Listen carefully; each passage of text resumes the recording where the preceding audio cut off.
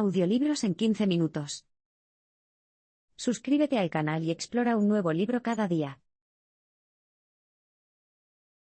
En la era de Jim Crow, los prejuicios más profundos de la sociedad influyeron en las políticas basadas en creencias pseudocientíficas. ¿Conoces el himno nacional estadounidense? Si lo piensas bien, la tierra de los libres y el hogar de los valientes solo comenzó a sonar cierta después de la disolución de la esclavitud. De hecho, los estadounidenses de la era posterior a la reconstrucción se enorgullecían de ser una sociedad que ofrecía igualdad a todas las personas. Sin embargo, la realidad de la gobernabilidad de los Estados Unidos cuenta una historia diferente. Desde la década de 1880 hasta la década de 1960, los Estados Unidos introdujeron un sistema de privación de derechos raciales mediante nuevas leyes de segregación que se denominaron leyes de Jim Crow. Las leyes de Jim Crow segregaban escuelas, hospitales y otros edificios públicos. También ordenaron que no se permitiera enterrar a personas de diferentes razas una al lado de la otra y crearon ciudades segregadas racialmente al determinar dónde se podía o no comprar propiedades. Y el Estado no solo se mostró hostil hacia los afroamericanos. A principios de siglo, se consideraba cada vez más que los judíos, los italianos, los polacos, los eslovacos y otras comunidades de inmigrantes contaminaban a la población estadounidense. Para frenar la afluencia de estas poblaciones de inmigrantes, en 1924, el Congreso de los Estados Unidos aprobó la Ley Johnson-Reed, que, entre otras regulaciones, establecía cuotas sobre el número de personas de países específicos que podían inmigrar a los Estados Unidos. Al igual que la actitud de los colonizadores europeos blancos que administraban a los nativos locales en África, las leyes de Jim Crow y las nuevas regulaciones de inmigración reflejaban el sentimiento general de que los anglosajones eran una raza biológicamente superior. Sin embargo, para algunos, esta suposición requería aún más justificaciones científicas. A finales del siglo XIX, el ferviente interés por la raza dio origen a una nueva ciencia social llamada antropología, concebida como el estudio de los seres humanos. Los primeros antropólogos, como Louis Henry Morgan, afirmaron que las sociedades globales caían en una jerarquía de desarrollo evolutivo. Morgan y otros argumentaron que la sociedad pasó del salvajismo a la barbarie y, finalmente, a la civilización. Entre otras cosas, esto afirmaba que la sociedad llamada civilizada de los Estados Unidos era superior a las llamadas tribus salvajes de los nativos americanos Sioux, que recientemente habían perdido sus derechos como Estado soberano. Sin embargo, si bien los primeros antropólogos afirmaron las creencias pseudocientíficas de la supremacía blanca, el nuevo campo también condujo a otro tipo de investigación, una que consideraba que todos los seres humanos eran inherentemente iguales. Todo comenzó con un inmigrante alemán llamado Franz Boas. Tras una experiencia temprana en la isla de Baffin, Franz Boas observó que la humanidad es individualidad. Nacido el 9 de julio de 1858, en el seno de una familia judía alemana de clase media en la entonces ciudad prusiana de Minden, Franz Boas expresó su interés por la naturaleza del mundo desde una edad temprana. De niño, Boas estudiaba rocas y cadáveres de animales, y soñaba con ir de expedición a tierras lejanas. Así que no fue ninguna sorpresa cuando, después de estudiar física y geografía en varias universidades alemanas, Boas planificó una expedición al Ártico con la esperanza de ser pionero en un nuevo campo de investigación alemana. En junio de 1883, el joven científico zarpó en Germania hacia la isla de Baffin, donde tenía previsto estudiar los patrones migratorios de los nativos inuit.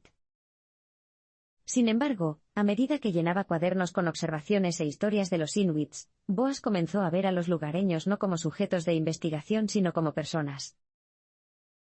Durante meses, el clima extremo y el hielo áspero impidieron que Boas y su asistente viajaran más allá de Cumberland Sound.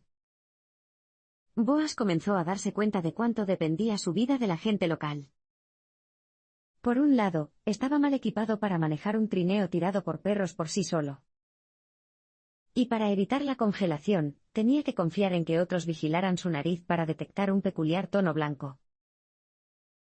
Cuanto más tiempo pasaba Boas con los nativos, más comenzaba a verse a sí mismo con mayor claridad.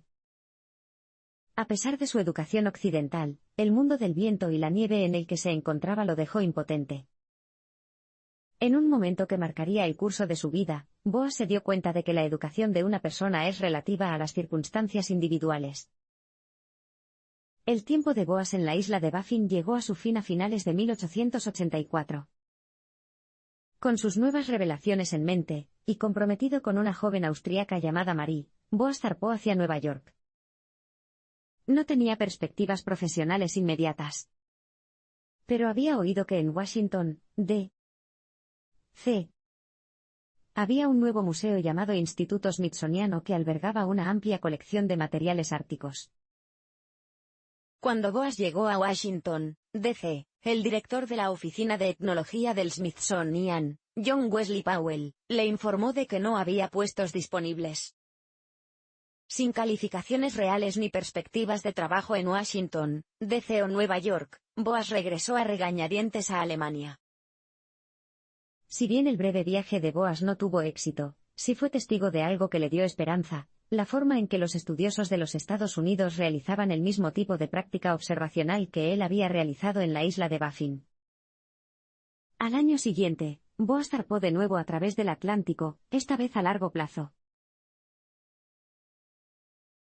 Boas luchó por la comprensión de las culturas mediante la recopilación de datos seguida de un razonamiento inductivo. Al regresar a los Estados Unidos, Boas realizó una expedición de trabajo de campo en el noroeste del Pacífico.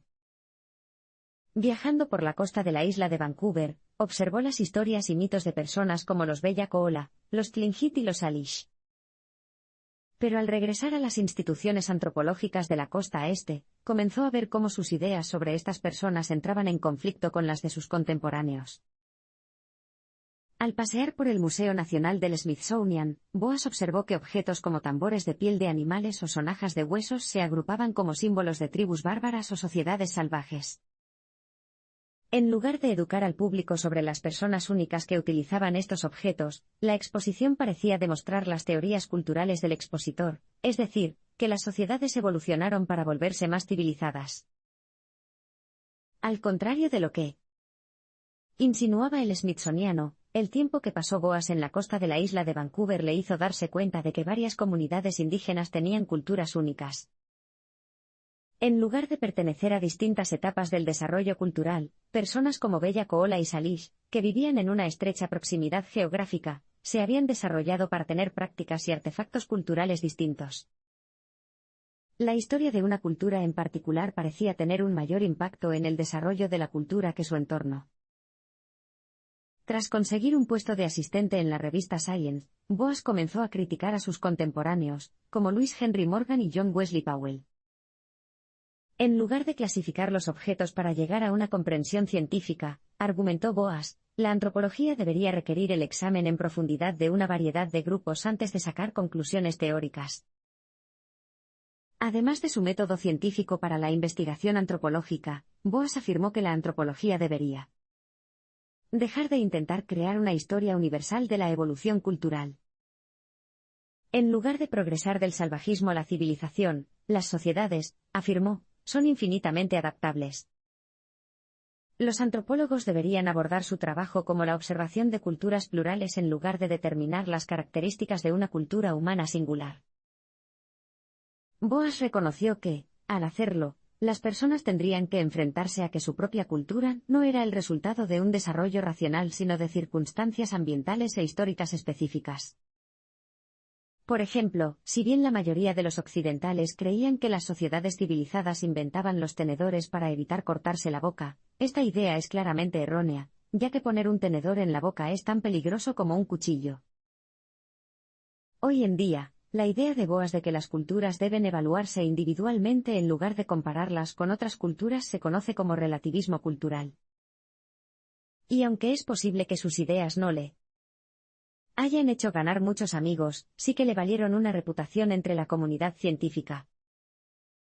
Al regresar a Nueva York con Marie y sus hijos, Boas fue elegido miembro de la Asociación Estadounidense para el Avance de la Ciencia y, a partir de 1897, se convirtió en profesor en la Universidad de Columbia. Boas refutó la ciencia racial midiendo a miles de personas en la ciudad de Nueva York. Cuando las personas piensan en la eugenesia, o en la práctica de seleccionar las mejores cualidades percibidas de una población para mejorar las generaciones futuras, suelen pensar en el holocausto de los judíos en la Alemania nazi. Lo que pocas personas saben es que las ideas de Hitler sobre la eugenesia en realidad estuvieron influenciadas por un texto de los Estados Unidos. En 1916, la abogada, zoóloga y escritora estadounidense Madison Grant publicó The Passing of the Great Race. El texto de Grant afirmaba que las razas se pueden clasificar según diferencias físicas discernibles, y que tu raza determina si eres más o menos inteligente o si eres capaz de gobernar. Como tal, advirtió Grant, la afluencia de europeos no nórdicos estaba deteriorando la América anglosajona, un problema que podría resolverse mediante un sólido programa de eugenesia. Las ideas de Grant contradecían las pruebas de que Boas había acumulado meticulosamente menos de una década antes. En 1908, una comisión especial establecida por el Congreso de los Estados Unidos contactó a Boas para crear un informe sobre la inmigración y sus efectos en el país. Boas propuso un procedimiento antropométrico a gran escala, o sea, la medición de cuerpos humanos. Utilizando balanzas, cintas métricas y una máquina que comparaba el color de los ojos, Boas y su equipo de estudiantes de posgrado y asistentes midieron a unas 17.821 personas en toda la ciudad de Nueva York.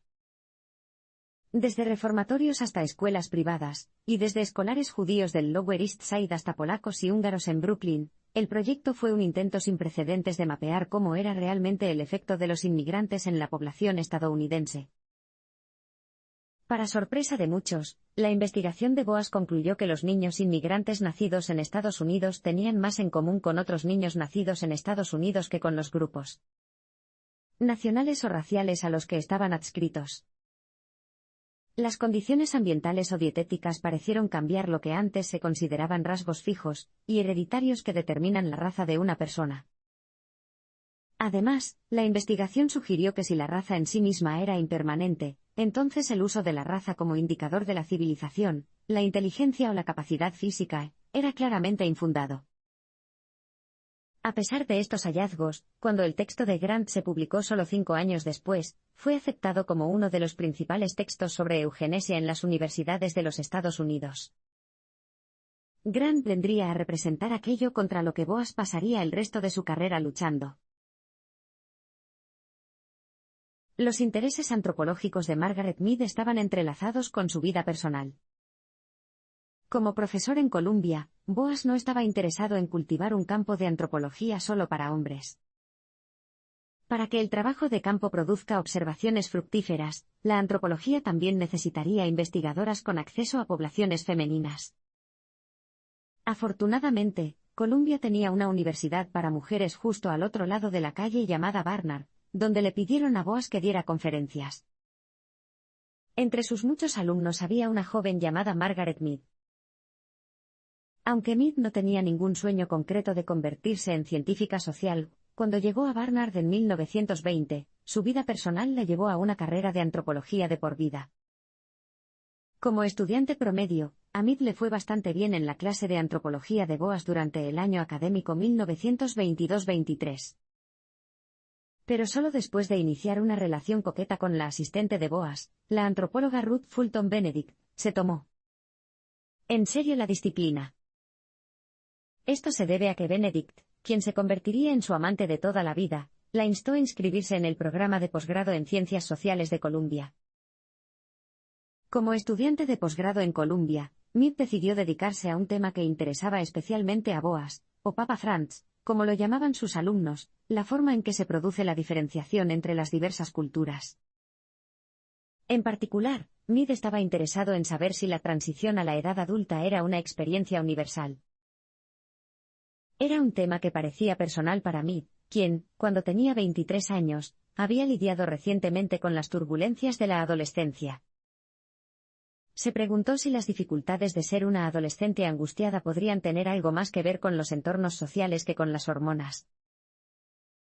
Pero la angustia adolescente no era el único tema que interesaba a Mead. Aunque Benedict siguió siendo el amor de la vida de Mead, Mead no se inclinaba por la monogamia. Además de su matrimonio con un joven estudiante de teología llamado Luther Cressman, Mead tenía una aventura con un colega y amigo cercano de Benedicto, Edward Sapir. Mead se sentía limitada por las ideas estadounidenses sobre la monogamia, y se preguntó si había un enfoque más genuino de la adolescencia que los roles de género, y las frustraciones sexuales que había experimentado en Estados Unidos. De hecho, ya había empezado a describir su propio ideal matrimonial con un término antropológico: poligamia.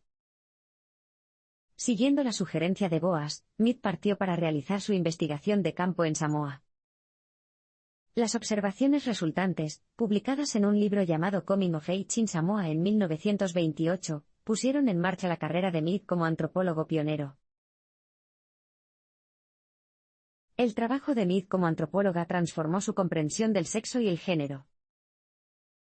Así como la gente creía que la raza tenía sus raíces en la biología, la sociedad occidental de principios del siglo XX consideraba que los roles de género los asignaba la biología. Si bien los hombres estaban en condiciones de gobernar la política, las mujeres eran percibidas en gran medida como madres cariñosas, y se limitaban en la vida pública a organizaciones caritativas o a la obra misionera. Tras abandonar su futuro como ama de casa por un intento de carrera como antropóloga, Margaret Mead estaba particularmente interesada en la posibilidad de que otras culturas pudieran tener expectativas diferentes para las mujeres de las que observó en los Estados Unidos. Sin embargo, en su primer viaje de investigación de campo a Samoa, no estaba muy segura de qué pensar de la situación de las mujeres samoanas. Como se detalla en Coming of Age in Samoa, Mead descubrió que, si bien las mujeres de la sociedad samoanas se enfrentaban a restricciones, como mantenerse alejadas de los lugares de reunión de los jefes mientras menstruaban, las mujeres solían asumir funciones de oradoras en público y expresar sus opiniones libremente. Esto significaba que era difícil evaluar el grado en que los samoanos veían a las mujeres como inferiores en la sociedad. En los años siguientes, Mead intentó vincular sus observaciones sobre el sexo y el género con la teoría social de Boas sobre la raza. Publicó sus resultados en su libro de 1935 Sexo y temperamento. Así como la raza era una construcción social, Mead argumentó que la sociedad occidental había evolucionado de una manera que establecía fuertes distinciones entre hombres y mujeres, esperando que las personas se comportaran en roles sociales de acuerdo con su sexo biológico. Sin embargo, en otras culturas, los roles sociales no estaban necesariamente ligados a la biología. Por ejemplo, en Nueva Guinea, Mead había observado a hombres que se vestían de mujeres y a mujeres que realizaban actividades sociales típicas de los hombres, como la pesca. Para Mead, una conversación sobre la diferenciación entre los sexos requería una discusión sobre los roles sociales que una sociedad determinada asigna a cada sexo. Por lo tanto, las sociedades no deberían definirse a sí mismas con categorías sexuales, raciales o hereditarias, sino centrarse en apoyar los talentos potenciales de cada individuo. Era una idea radical en ese momento, pero la idea de Mead del sexo como categoría social es lo que hoy llamaríamos simplemente género. En los años siguientes, Mead compartiría sus ideas en entrevistas y artículos publicados en revistas populares como Campfire Girl y Red Book. Se convirtió en el rostro de la antropología, y obtuvo más atención de los medios que nadie en el círculo de Boas. La investigación de campo de Zora Neale Hurston consideró que la cultura de la diáspora africana era un tema valioso en sus propios términos. Probablemente conozcas a Zora Neale Hurston como la autora de There Is We're Watching God, la novela clásica estadounidense sobre una mujer afroamericana a principios del siglo XX en Florida. Pero más allá de su trabajo como escritora, Hurston también fue una destacada científica social que hizo contribuciones invaluables al círculo de Boas. Tras crecer en Florida, en 1925, Hurston se mudó a la ciudad de Nueva York, donde conoció rápidamente a las personalidades del movimiento intelectual, social y cultural afroamericano conocido como el Renacimiento de Harlem. Poco después, ganó un premio en un concurso literario que le valió un puesto en Barnard. Fue allí donde descubrió su pasión por la antropología, y se convirtió en la aprendiz favorita de Boas. A pesar de las críticas de Boas contra la ciencia racial, como la mayoría de los antropólogos de la época, creía que las poblaciones de la diáspora africana representaban una cultura rota. El valor de estudiar estas sociedades residía en rastrear los restos de las antiguas sociedades africanas que habían sufrido la esclavitud y el paso a Estados Unidos. Hurston, sin embargo, creía que las sociedades de la diáspora deberían considerarse temas valiosos en sus propios términos. Tras sus primeros viajes de investigación de campo a Florida, donde recopiló datos etnográficos sobre el folclore y la cultura afroamericana, en 1935, Hurston publicó el libro etnográfico Mules and Men. Mientras que Mules and Men fue el primer intento serio de introducir a los lectores en los vibrantes estilos de vida del sur de los Estados Unidos negros, la investigación de campo de Hurston en Haití fue aún más lejos al revelar el mérito antropológico de estudiar las culturas de la diáspora. Durante un viaje de investigación a Haití en 1935, Hurston descubrió que los méritos de estudiar las culturas de la diáspora quedaron particularmente claros cuando se encontró con un zombi en un hospital haitiano. Aunque según los registros médicos, Felicia Félix Mentor había muerto en 1907, el otoño anterior a la llegada de Hurston, la encontraron deambulando desnuda cerca de la granja de su propiedad, aparentemente resucitada por un practicante de magia negra. Al principio, Hurston quería resolver el misterio del fenómeno zombi. Pero pronto se dio cuenta de que creer en los zombis era un paso importante para entender la cultura haitiana. A diferencia de la sociedad occidental, en la que se consideraba que las personas estaban vivas o muertas, los haitianos tenían una tercera categoría en su comprensión del mundo para una condición intermedia. Creer en los zombis era muy parecido a creer en la propiedad privada o en los méritos del juego, era un intento de poner orden en un mundo caótico. De hecho, la sociedad quería que lo ignoraran y murieran. De hecho, Félix Mentor no se parecía a muchos de los hombres y mujeres negros que Hurston había encontrado en los campos de trabajo de Florida. La única diferencia era que los haitianos tenían una palabra para describir su función social. Aunque algunos denuncian sus enfoques, las ideas boasianas siguen siendo valiosas en la actualidad. En una época anterior al desmantelamiento de Jim Crow, y a la aceptación cambiante de las mujeres en la sociedad en las décadas de 1960 y 1970, las carreras de Boas, Meade, Benedict, Hurston y sus muchos compañeros se definieron por la lucha. Entre otras acusaciones, estos pensadores fueron tildados de ingenuos, inmorales e incivilizados. Algunos, como Meade, dedicaron gran parte de su tiempo a enfrentarse a críticas constantes y a repetirse una y otra vez. Otros, como Hurston, pasaron sus últimos años en completa oscuridad. Sin embargo, a medida que la sociedad occidental se hizo más tolerante en las décadas siguientes, se desarrolló otro tipo de críticas contra el grupo. Una nueva generación de académicos, feministas y activistas encontró defectos en los enfoques boasianos. Habiendo sobrevivido a la mayoría de sus contemporáneos, incluidos Boas, Benedict y Hurston, Meade, en particular, vivió para ver cómo su obra se percibía como anticuada. Por ejemplo, en 1963, la feminista y escritora estadounidense Betty Friedan acusó a Meade de exacerbar las diferencias entre hombres y mujeres, al retratar a las mujeres como seres misteriosos caracterizados por el flujo sanguíneo menstrual y lactancia materna.